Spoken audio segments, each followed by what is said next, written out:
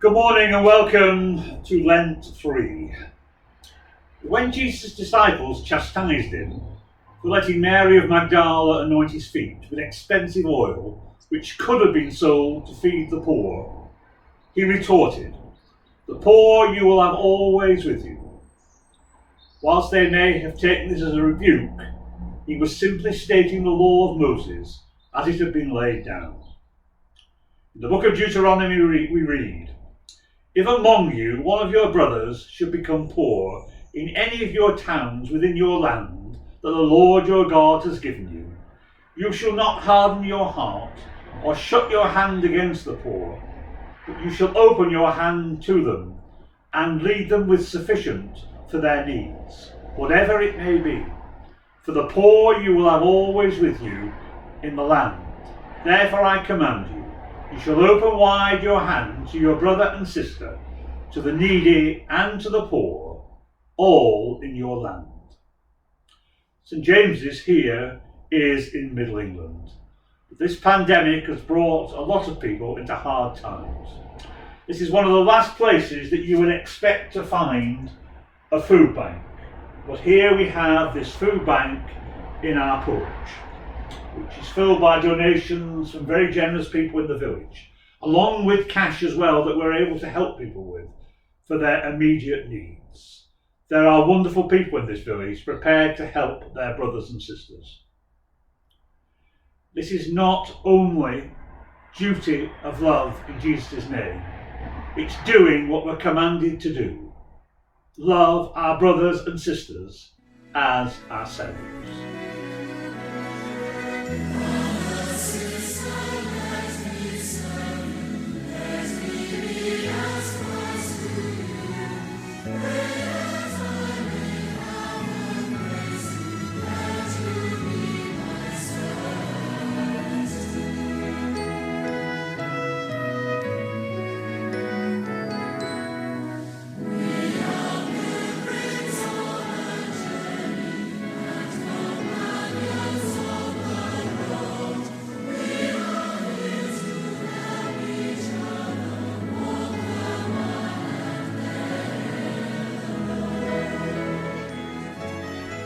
Perhaps the most famous servant of the poor was Robin of Locksley, Robin Hood, who according to legend was imprisoned here in Newark Castle, not far from Sherwood Forest.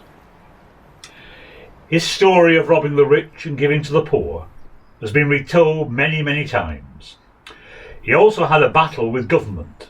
His challenges to the Sheriff of Nottingham are even more gripping because of his constant success against all the odds.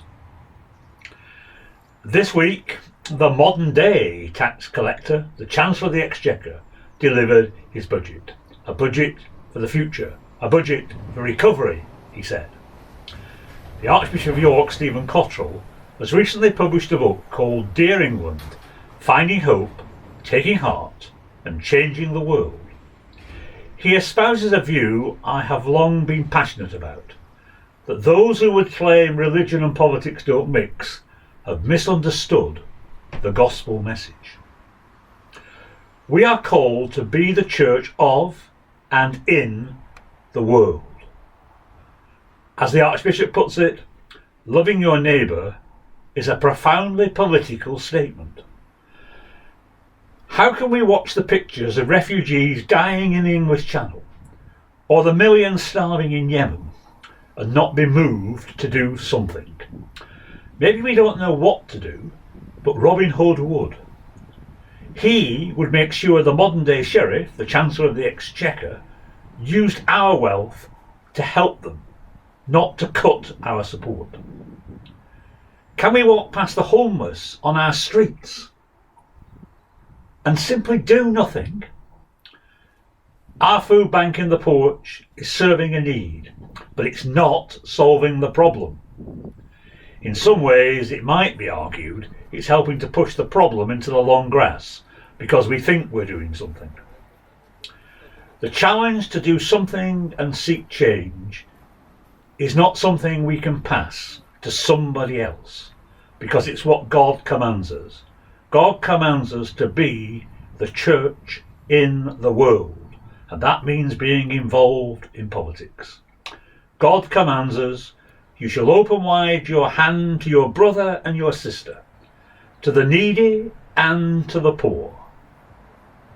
What you do for the least of these, you do for me. God bless.